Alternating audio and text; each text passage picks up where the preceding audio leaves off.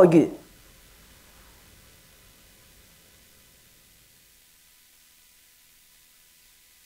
喂，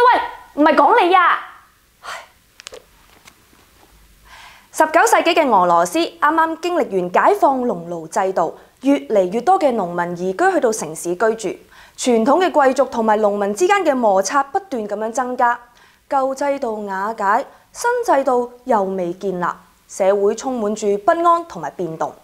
當時俄羅斯嘅知識分子，佢哋多數都係出身自貴族，受過良好嘅教育。佢哋對於俄羅斯能夠轉變成為美好新世界，仍然抱有熱誠同埋憧憬。但係眼見政權腐敗，又加上社會架構改變，佢哋冇能力改變社會現況，佢哋對於自己嘅位置感到非常之迷茫。